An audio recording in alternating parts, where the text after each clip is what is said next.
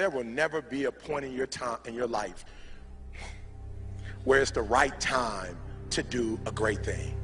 If you're waiting for that perfect moment, that perfect timing, it's not going to happen. You know what you have to do? You have to create the perfect time and the perfect opportunity and the perfect situation. So that a lot of people become comfortable. They stop growing. They stop wanting anything. They become satisfied. People getting ready to go to jobs that they don't like. Jobs that are making them sick. You see, when you're not pursuing your goal, you are literally committing spiritual suicide. When you have some goal out here that you're stretching for and reaching for that takes you out of your comfort zone, you'll find out some talents and abilities you have that you didn't know you have. When the messenger of misery visits you, what are you going to do? What will keep you in the game? There are things that you think you'll never need to know, that you may only need to know one time in your life, but that could save your life because you had that knowledge. Unless you attempt to do something beyond that which you've already mastered, you will never grow. What is it that you looked at some point in time and you decided that you couldn't do it, that you talked yourself out of it? You're waiting on your next door neighbor to make it happen for you. It may not happen. If you're waiting on your mother or your father, they may be so ancient in their thinking that they don't understand this opportunity that you have. And if you're waiting on them, it may never get done. You don't beg average people to be phenomenal. You don't beg good people to be phenomenal. You just are phenomenal, and you will attract phenomenal. What reason can you remember that you can call on, that you can reach on, that can make you get back up? Find that reason. If you're not where you are, if you're not where you want to be, if you don't have what you want to have, if you're not where you think you should be at this particular place, it has nothing to do with the system, but it has everything to do with the fact that you're not making the sacrifice. I want you to make that dream become a reality, because if you don't, you will be working for somebody else to make their dreams become a reality. Everybody is against you or don't believe in you no more. And let me tell you something, that's a lonely feeling. It's a lonely feeling, particularly people that you're doing it for. Most people take their greatness, take their ideas to the graveyard with them. Listen to me, if it was easy, everybody would do it.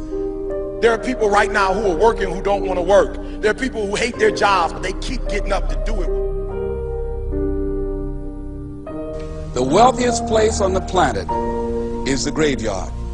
Because in the graveyard we will find inventions that we never ever were exposed to. Ideas, dreams that never became reality.